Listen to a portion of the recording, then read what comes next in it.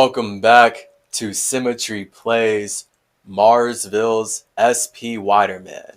I am your psychedelic psychopomp, Clarence Calloway, and in today's episode, we are upset. Why are we upset? Because racism is whack. Racism is so whack. The worst thing about racism, I think, is being gaslit while also being taken advantage of. That's, I think, the worst thing about racism. How racism as a system functions by gaslighting and overall lying. It's a shame. It's very sad. Racism is very, very sad. I'm dealing with racism when it comes to me going to this clinic in LA where I go to pick up trees. And I told this story in the last episode, but it is now developed. So, basically what happened was I went into the clinic. I went with my roommate. We went to go get some trees, some plants, which I should be able to grow plants in my own land anyway. So, the only reason there's dispensaries set up is because the government has stolen all this land from indigenous individuals and set up a circumstance where they can sell our nature back to us. So we're not allowed to have our own nature, but they can sell our nature back to us and use it to make money off of us and use it to track us, right? So you have to put your ID into the clinic. You have to put your ID into a dispensary when you want to go get plants. When these were plants that we as indigenous peoples gave freely to the Jews and Christians and white Europeans who invaded our lands and were looking to eat everything that we were sharing.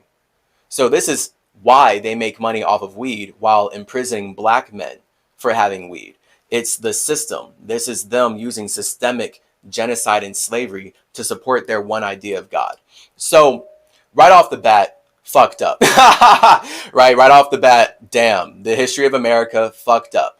So not a good start. But I've been going to this clinic for 2 years now. I'm about to be living in LA for about 2 years coming up. And I am a loyal customer of this place. I'm truly a loyal customer. I love the people there. The people there love me. You know, we make jokes. I talk to them about technology and spirituality. People who are, dealing drugs as far as weed. Generally, drug dealers are spiritual because they're on that psychedelic weed vibe even. They take their mind to spaces that sober people don't. So that inherently makes them more spiritual. Whereas sober people, they're stuck in the physical realm. Sober people who've never done psychedelics or drugs or anything, they haven't taken their mind to far out other spaces. So they're not in that spiritual realm. So that's why people who do psychedelics or like drug dealers, people who smoke weed, they're so chill, but they're also artistic. That's the whole point of these plants that indigenous individuals like Quetzalcoatl, Mercury, brought to Earth. I shouldn't be having to buy plants. I shouldn't be having to buy Mary Jane from the system that stole Mary Jane from me. That's a villain. I, as Spider-Man, should be growing Mary Jane out of my own body. That's symmetry. That's why you see weed growing out of my mohawk. Right? I got a mohawk of weed. I just smoke myself. Get high on my own supply. Sadly, though, I'm getting high on a supply that the government gets to curate based on how they've invaded indigenous lands. So my roommate and I, we go to this clinic and we're getting serviced by this guy that I'm going to have to leave a review about this place, basically. I named him Gregory in the last episode. So I'm just going to roll with that name right now. When I review them and hold them accountable, I will have to use his real name. But for the sake of this video, for the sake of being kind to people who aren't kind to me, because I'm really good at that, I'll still let him have a fake name. So when we walk in, we see Gregory. And Gregory is this white dude who looks like a school shooter type, literally. But again, I grew up with people like this. I grew up in a white culture where I'm constantly dealing with white people projecting onto me what I am. That's why I'm forced to identify as either a nigger, a Negro, colored, or black. Because the Judeo-Christian system of white supremacy has decided to use whiteness and blackness to separate humans. So now the white people who want to appear as higher than me, they label themselves white, and then they get to call me black. And now I'm supposed to be lack all the nature that they're stealing from me. I'm supposed to be lack my own land. I'm supposed to be lack my own trees. I'm supposed to be lack my family. This is fundamentally the Masonic business that white people have brought into Indigenous America. Fundamentally. So we go in and we are buying our plants. Okay, it's no big deal. The guy, I already forget his fake name. I almost said his real name, but that's for the review. Gregory, he looks like the school shooter type. His head's all down, his jaw's all in, kind of like, he's got horrible posture. He looks like he's really sad. He looks like he's done a lot of messed up things in life that he's running from. People who wear their body in a way that looks miserable and it looks like they're breaking down. He's that kind of white person.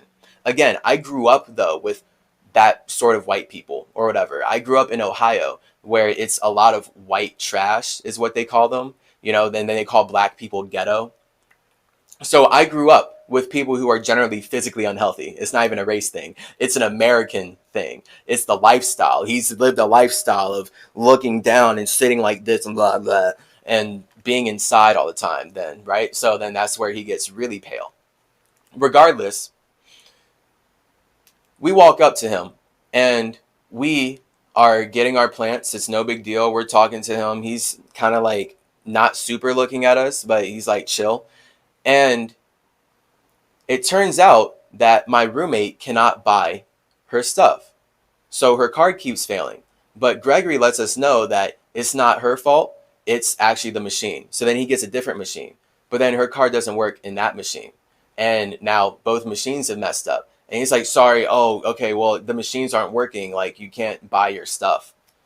And she was like, well, how would I get it then? And he said, well, you could go to the ATM. And she asked him if they would cover the ATM fee.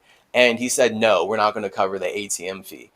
And that's where I was like, okay, well, let me try my card, right? So I put my card in and it fails. And then the other machine fails. So now we've exceeded our attempts at this point of being able to try to buy the trees that we're getting. And this is where he says, oh, well, sorry, like the exceeded attempts have been made, so you can't get it unless you pull out money from the ATM. But she doesn't want to pay the fee because she's going through a whole extra thing with her bank and stuff. It's silly. So I happen to have some cash in my wallet, and I was like, okay, well, let me get at least a little bit of what we were about to. And then we made the transaction. I said thank you to him. He let us know that it wasn't our fault about the technology. I laughed like, thank you. Because, it's so easy when you're a human dealing with technology to feel like it's your fault when the technology fails. I thought he and I bonded on that. Like, damn, I thought like we were making jokes and shit about technology failing and how you feel like it's your fault. I felt that shit. But somehow, after I say thank you and we leave, we come back days later. And this time it's me coming in alone. And when I go in, the security guard, he lets me in. I go in, I'm like, cool, this is a normal security guard. This is a guy who I'm like really cool with. He's seen me regularly. And when I go in to buy my stuff, my card doesn't work this time, but it's my ID not working. So then the worker takes the ID to the security guy, and he comes up to me like, hey, sorry, you're banned. You can't come here anymore. I've been a loyal customer to this place for 2 years, and he straight up told me I'm banned. I can't come here anymore. So then he brings me to the desk and ends up telling me this whole story about how I got banned because last time I was here, I made Gregory feel uncomfortable, basically. And Gregory banned both me and my roommate because of how we conducted ourselves. So just so you know, I am labeled as a black man. And if you look at my roommate, she's an Asian woman. So this white man banned an Asian woman and a black man from being able to come back and get trees, enjoy plants, because he said that we were disruptive, when the only reason we were forced to leave in any capacity was because their machines failed. Their machines failed. And he explicitly said to me, a lot of people get upset about this. So he said a lot of people get upset about their machines failing, and I didn't get upset. I completed the transaction. Yet he banned me. And they told me that he banned me. They told me that, I'll just use his name, Daniel. They told me that Daniel banned me. It's easier for me to use it, and I'm probably supposed to at this point if my spirit's calling me to. So they said that Daniel banned us because of what happened last time, and that he had them look at the footage. Like, he showed them the footage and said that we were disruptive and we like said things to him or just hurt his feelings and everything, and that we're not allowed to come back. So then that's where, because I've been a loyal customer for 2 years, I got unbanned.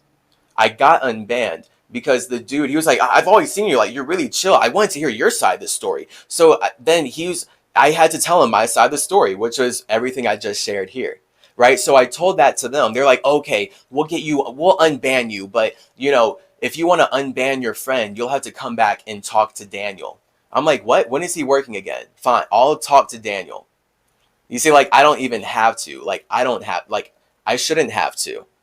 But I, as Spider-Man, because I have the power to communicate, took it to be my responsibility. Like, oh yeah, I'll come back and talk to the guy that should not have banned me in the first place, to ask him why and unban. He's like, yeah, I think you guys should just have a talk man to man, but we unbanned you, bro. You're good. You're good. You can come back. But maybe just next time, like, when you keep coming back, just bring money so you don't have to use a card here, because I get the ATM fees or blah, blah, blah.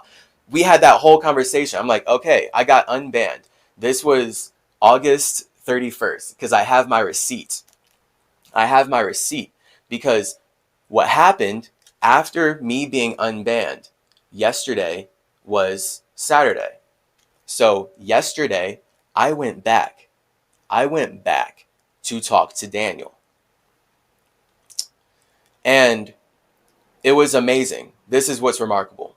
I walk in, it's a new security guard. He's cool. You know, he's this big muscular dude, like really muscular. Like wants to be the Hulk. We had a like 5-minute conversation. He's like, I have the Hulk on my car. I'm like, oh snap, yeah. I see you've got your vibe going on, muscle man. So he let me in, whatever, my ID scanned. And then I go up, I see Daniel. Daniel is there. He sees me, he avoids eye contact with me, and he stays away from me. So then this chipper girl comes up. She's like, oh my gosh, I love what you're wearing. I love your colors. How may I help you? And because I had like purple, these purple swirl pants, and then like this rainbow shirt with an orange shawl. I was wearing actually every color. It was comedy, but I just put stuff on because I was just trying to, one, come pick up some trees now that I'm unbanned, and then two, get my roommate unbanned. But instead, what happened was the girl said, oh, your ID's not going through. She goes back to the security guard, and then he comes up all buff like, hey, sorry, bro, you're banned. Just like the other security guard did. I'm like, wait, what? And Daniel's over there just avoiding me. Like, he's like feet away, cowering in the corner. Like, actually avoiding me. It's insane. And I look at him, I'm like, but I got unbanned. He's like, that's not what the system's saying. If you were unbanned, it would say it. Sorry, bro. You need to come out. You need to leave. And the girl was like, oh, well. And I'm like, what? Bro, what? What the actual fuck? So I get pulled out again. And he's like, yeah, the system's saying you're banned, so you can't come in. And then I told him everything that I'm sharing right here, that I got unbanned by the people, that there was some misunderstanding, and that I just bought stuff a few days ago. But he's like, yeah, that's not true. And then I called Daniel over. I'm like, Daniel. And Daniel comes over. I say to Daniel, straight to his face, Daniel, I was told that you're the person who banned me, which means that you're the person who can unban me. And I already got unbanned, so I don't understand why I'm banned again or what happened. Daniel straight up looked me in my eyes, and he told me, I didn't ban you, so I can't unban you. And if you were unbanned, then the system would say that. And so then I had to double down. Daniel, I was told to come talk to you today because I was explicitly told by your supervisors that you were the one who got me and my roommate banned. He doubled down. I didn't ban you. And he's just like there, like with his posture, like, no, I didn't ban you. And then at this point, the big muscular security guard, he walks out from behind the desk, right? Then he walks all up on me. He's shorter than me, but wider than me. And he's like, yeah, you're going to have to go. You're going to have to go. You're not going to cause any more problems. We can't go back and forth like this. I'm like, what? Like, what? The guy who banned me is going to say to my face that he didn't ban me, so now I'm just banned by no one? What? And that was yesterday. Get this. Get this. Get this. Because this happened today. That was yesterday. So when we came back, right, my roommate's pissed off. I'm angry. I'm like, okay, I've experienced racism before. So this is just yet again how it's manifesting. But it's manifesting as a white man getting to cut both of us out of a place that we've been going to for years, because he says that he doesn't like our energy. But then when I come to talk to him to his face after I get unbanned, I'm banned again. And he tells me that he's not the one who banned me. But get this, everybody. Get this. I called back today. I called the clinic and I asked them. Who was working, because I needed to get the security guard who unbanned me. That's what the security guard I had yesterday told me, because he was a new hire. He was like, oh yeah, you need to get the person who unbanned you to do that. So I'm like, okay, fine. He's cool with me. Like, we're chill. So I was calling to ask about that, but the dude wouldn't tell me. And this is a voice that I've never heard before. Okay, this is a voice that I've not heard. I don't know who this guy is. But he's all of a sudden like talking to me about how he can't tell me anything, so he can help me. And I'm telling him that, okay, well, I got unbanned, but then when I came back, I was banned. But I talked to the person who banned me and he said he didn't ban me. And I have a receipt showing that I bought stuff after being unbanned. So I'm just supposed to come in. I'm trying to see if the security guard who unbanned me and the supervisor who unbanned me, the people who fist bumped me and were like, come back, bro, sorry, are working, because I would like to have this sorted out. This is insane. This is what happened. The dude that I'm talking to, he was like, oh, let me see. Oh, yeah, Daniel banned you. I'm like, what? Literally. I'm like, so you're telling me that Daniel banned me, but I just came yesterday and I talked to Daniel and he said to my face that he did not ban me. The dude doubles down. No, Daniel banned you because he doesn't like your energy. He doesn't want you in his workspace. So you don't belong here anymore, bro. Yeah, I heard. Yeah, I know who you are. I heard about you. You don't belong here. And it's so sad. This hurts my heart so much. Like, this is supposed to be a dispensary that, I mean, when you're selling weed, that's already spiritual. That's already a shamanistic exchange. If you're going to share nature with people and get them to value it in a technological monetary system, then at least be spiritual about it. But this is insane that I am going through this after I've developed such an attachment with this place. And literally on my receipt, I have 600 something loyalty points. I have all these loyalty points. I'm loyal to a place that is not loyal to me. I have all these loyalty points and I can't even exchange them because one white man said that he doesn't want my energy in his work environment. So now I can't come to the clinic at all. And they all support this. Somehow I got unbanned. I got the fist bump. They were cool with me just for me to get banned again. And get this, they're telling me I was never unbanned. They're saying that I was never unbanned. The dude on the phone, he was like, bro, if you were unbanned, then it would say that. I'm like, I have the receipt proving that I was unbanned. I bought things. And he said, I'm not going to go back in circles with you. You're with that crazy girl. You already know. You're with that crazy girl. So this is fucked up. This is so fucked up. This is what white America does. This is what the Judeo-Christian New World Order system has brought into indigenous lands. This is how Masons conduct business with everyone that they label black, everyone that they label Indian, everyone that they label niggers. This is what they do. They gaslight. They steal our attention, they steal our nature, they steal our land, and then they gaslight us and say that we deserve to be cut out of our own business as they make money stealing everything from us. We deserve to be cut out of our own plants. We're growing these plants. We share them with Europeans. Now they get to cut us out of our own nature because they believe that Yahweh gave them permission to do whatever they want to anyone outside of their family. This is so beyond evil. And the fact that they're gaslighting me on the phone, the dude was like, no, don't come back here, bro. Like, you don't belong here. Like, they're making me seem like I'm the bad guy. They're making me feel like I'm a bad person after all this time. It hurts so much. So this is the epitome of Spider-Man energy, everybody. This is Spider-Man. This is how Masons use Spider-Man. When you see Spider-Man working together to hold this city, and he's saving all these lives, and the police are shooting at him for it while getting paid, this is their system. This is their matrix. This is how they conduct business. This is how they treat indigenous individuals. This is how white European culture wants to make money off of stealing everything that they can from indigenous cultures. And now this guy, because he says he doesn't like my energy, can ban me, but he can't even tell me to my face that he did it.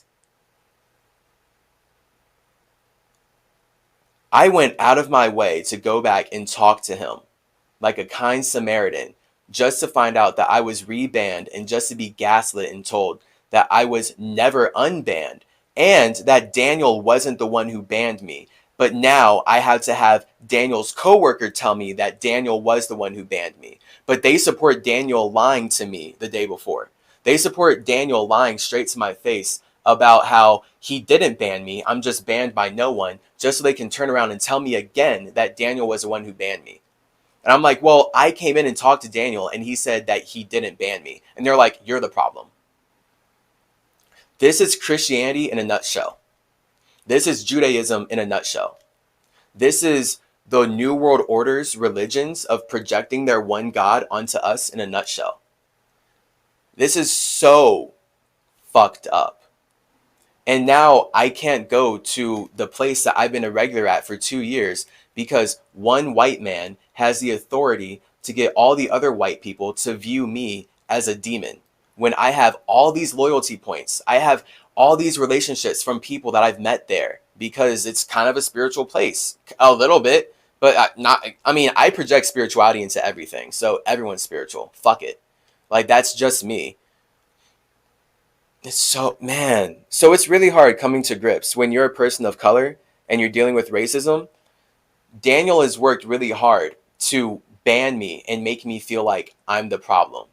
And literally our whole point was when the technology failed and we weren't able to buy our trees, he said that we weren't the problem and that it wasn't our fault. And we made jokes about that. So it's so wild. Like, this is no different. This is the exact energy. I promise. This is the exact energy of how the Judeo-Christian Europeans who have their one God created their contracts and their treaties that said that they would stop stealing land if we gave them this. And they always knew that they were going to steal more land. The people that brought the Bible into indigenous lands, every time they made a treaty with us, they knew they were lying so that they could steal more. But Yahweh, their idea of one God owning all of us, justifies it. Jesus died for their sins. So it's okay for them to make money lying about telling us the truth, lying about promises, lying about how they're going to stop stealing from us. This is how this whole system was manifested. I'm in California. I'm in LA. Manifest destiny. This is it. This is what they did. And this is how they're operating all these racist systems and working hard to cut people of color out of the business that we shared with them. White people wouldn't even know how to grow weed. if us indigenous individuals did not share it with them. But now they're making money putting us in prison for having it while they sell it. Literally, there are black people in prison right now for having dime bags of weed, for having small amounts of weed, yet white people are making billions of dollars selling it in buildings built on land that they stole from said black people. So after that phone call, after I got confirmation again that Daniel was the one who banned me, but Daniel gets to lie to my face, and when I tell them that I talked to Daniel and he said he didn't ban me, that they still get to keep me banned because they're saying that he said I'm the problem, so it's okay for him to lie to me. This is racism. This is the emotional white space that justifies genocide against indigenous peoples. This is how they do it. This is how these religious New World Order Masons justify genocide against us. They justify stealing our time, energy, and attention. They justify eating us and then saying that it's our fault. Fuck. So luckily we ordered from somewhere else. I mean, we got it delivered. But the point is, this clinic place, we're supposed to be able to go get carts. We're supposed to be able to go get shatter, go get wax, go get other cannabis type products. But now we can't. All because one racist dude gets to lie to my face and tell me that he didn't ban me, but then technology says that Daniel banned me because I have bad energy. All after I completed our transaction and laughed with him about how he said it wasn't our fault, that the technology messed up. Like, there's so many twists and turns. It's so fucked up. It's so fucked up. So I'm supposed to talk about this as Spider-Man because I've been dealing with racism my whole life. I've been dealing with racism my entire life, of course. And it's amazing because I've grown up in a culture where white people treat me way more like a human when I'm wearing this costume and I'm wearing the mask than when I have the mask off.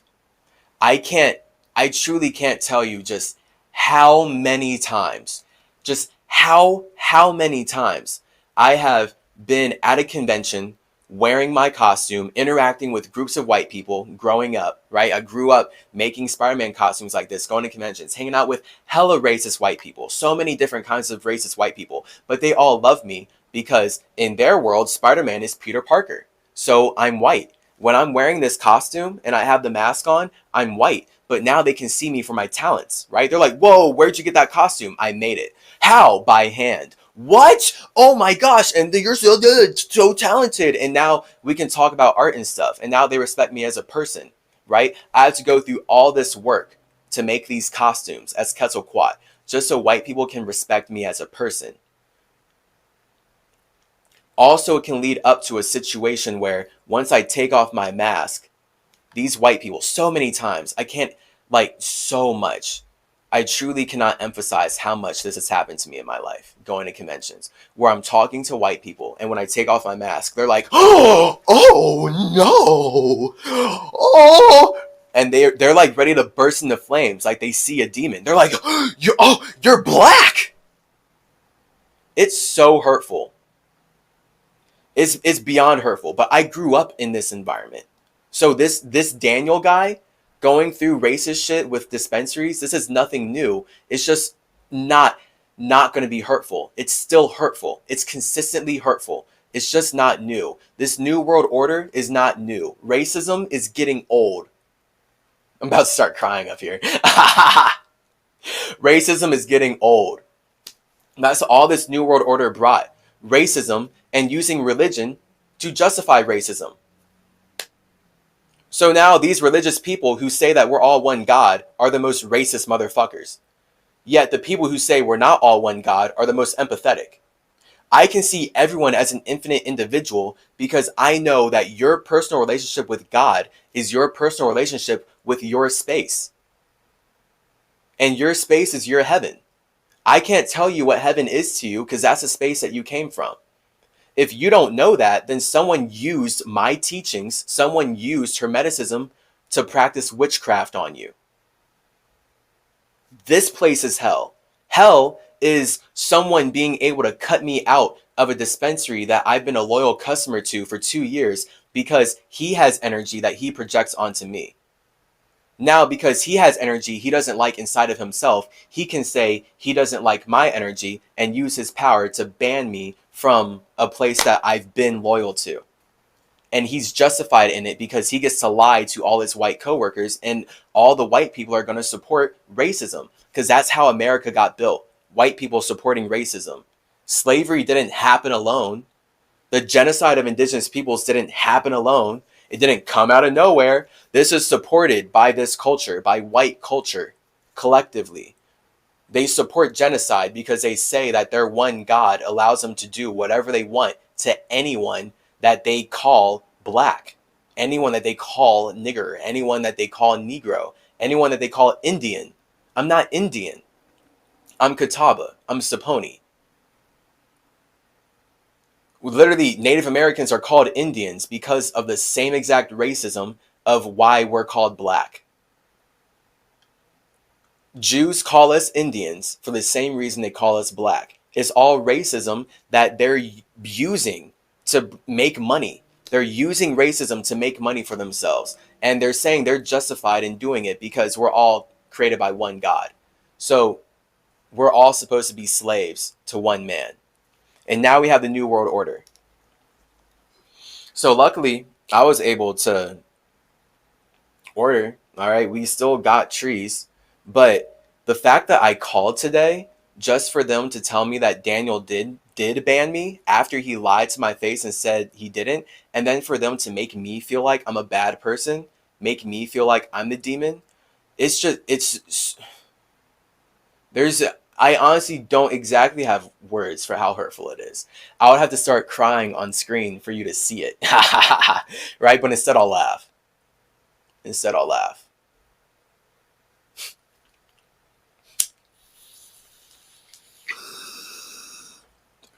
Being Spider-Man is hard. This is the racism I've been going through as Spider-Man. White people love me until they see that I'm black. And I don't identify as black. I'm an indigenous man. So it's purely their projection. They're projecting onto me, oh, he has dark features. That makes me feel scared. Now I feel darkness. And now I'm going to cut him out because I want to feel light. I want to feel white. This is the witchcraft of white supremacy. White people saying that if you're a person of color, then that color makes you darker. And thus that darkness is closer to black than actually being white. Go check out Colorful Consciousness if you want to learn all about this, okay? That's why I have Chaser Jeans. That's why I have CymaTree. All right, you can go check out Colorful Consciousness and learn about how deep racism goes based on how our minds naturally work. Okay? Because we're not supposed to be lost in racism how Masons teach it. It's about knowing that we are all infinite individuals. Thus, we all have all colors.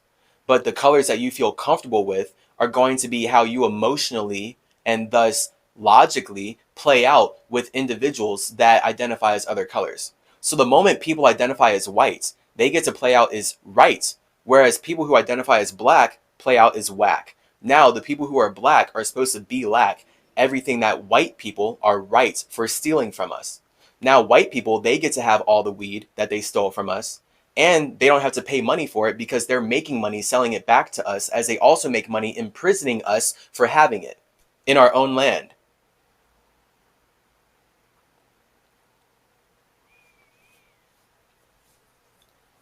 It's so remarkable how white people are so kind to me when I have the mask on.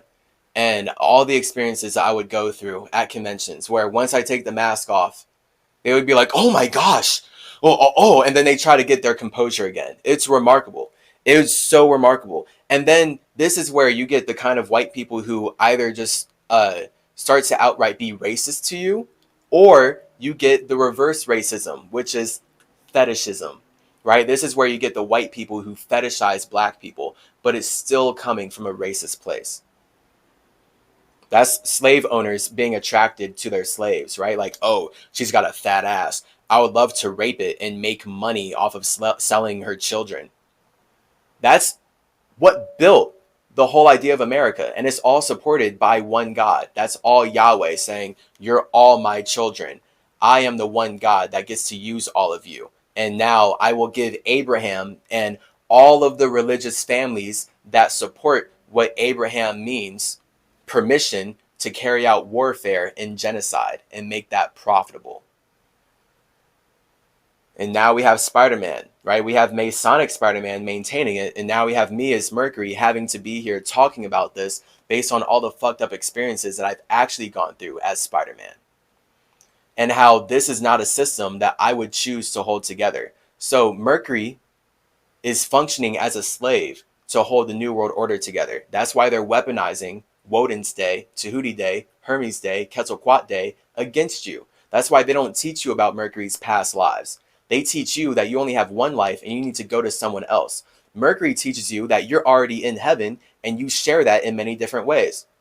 Tahuti, Hermes, Quetzalcoatl, Odin, Zarathustra, these are all Mercury, one individual Metatron mind, sharing its individual heaven in many different ways. So this is the difference of fire and water being the individual, internal, and then air and earth being the collective, right? That's why I can make many, many different costumes, all this different earth, but it's all going to be connected by one soul, me.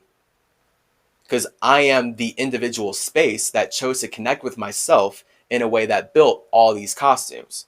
So the moment I connect with myself as a space, I'm observing something I want to make real. So boom, that's my soul. And then once I share that, that's me making my mind into a body.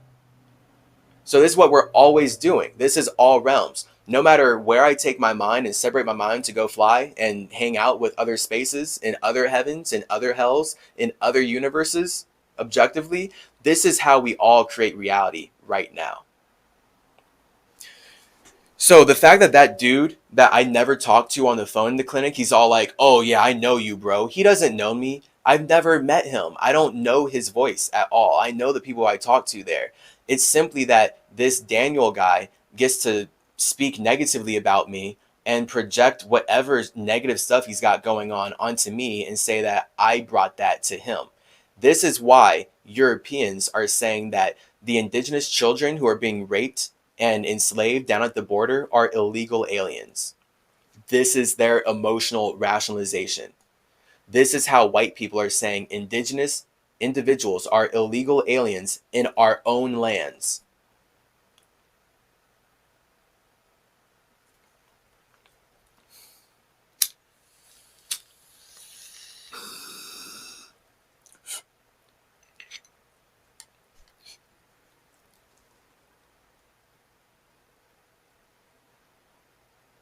It's so evil. This is how I know we're not all one God.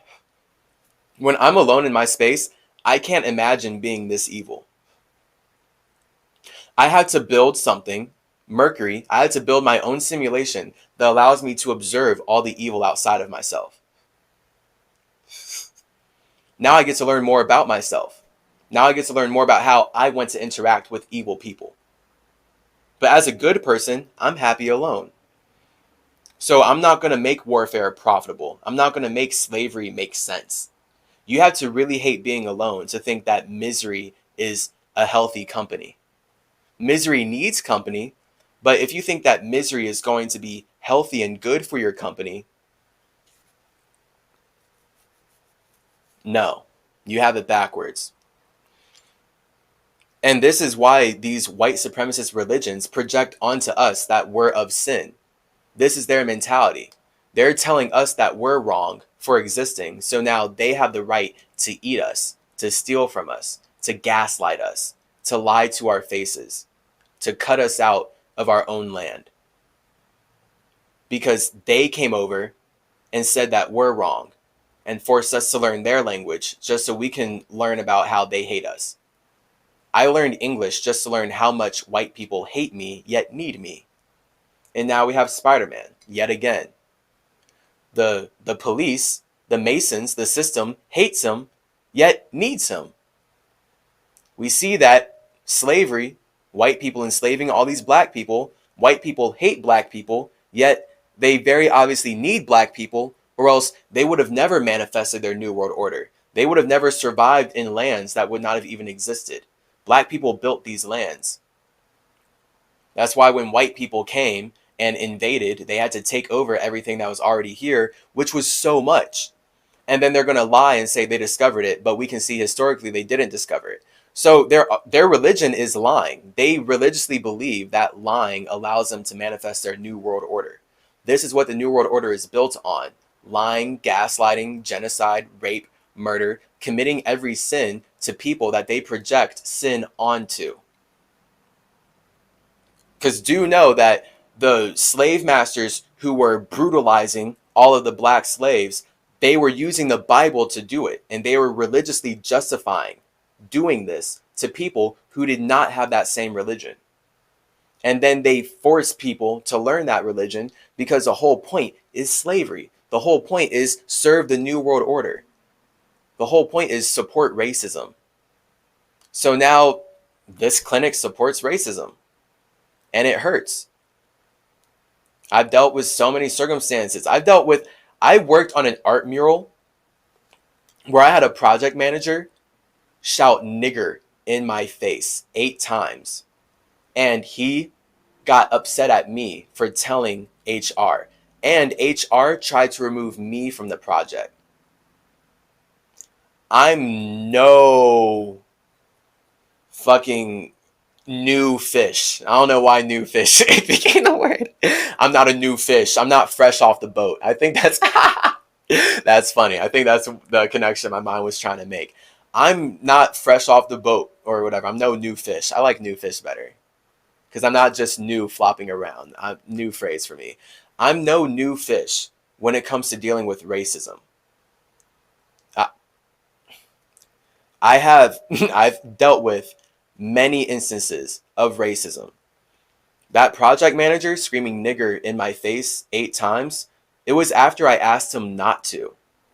White people will do things simply because you ask them not to. White people will specifically do mean things to you, specifically because you ask them to leave you alone. There's so many times in this country's history where black people tried to go off and start their own thing, start their own civilization, their own business, and white America, after white America is telling black people, go back to Africa, start your own thing. Why are you always here? You fucking niggers, you always need us. Nah, nah, nah, nah. The moment black people go and do their own thing, white people are like, oh, let's go firebomb them. Let's go flood their town. Let's go kill and rape and pillage all of them so that they get back on this system and we can use them as slaves.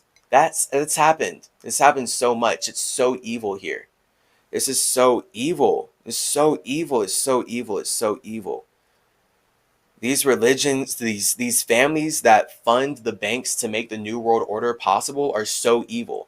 That's why the police have been making money killing black people. Like, don't complain about it like you don't know why it's happening. It's systemic. It's religious. This is their belief structure. They don't believe in indigenous individuality. They don't believe in spirituality. They believe in slavery. This is so evil. I'm so hurt. I love that place so much. I really love that place. And now I'm just banned forever. And now they hate me because this guy gets to talk badly about me to everybody somehow. And the guys who unbanned me, I can't get a hold of them. I would just have to go in there, but I don't want to go in there. But like, I don't know how it's going to work out. I'll keep you updated. Okay? So we're going to start playing. This is just important that I share this because this has been my time in this world for the last 25 years as your spiritual Spider-Man, as your subconscious superhero. This has been my time here dealing with racism. I don't even want to get into that. I almost got killed by 3 white men back in Chicago in my freshman year. And that transformed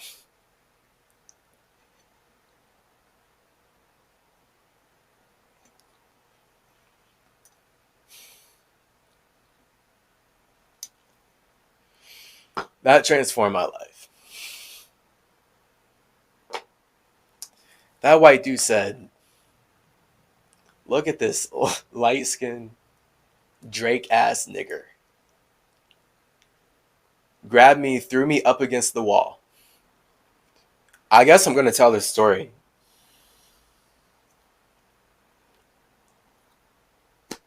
Seems that I'm in the space to do it.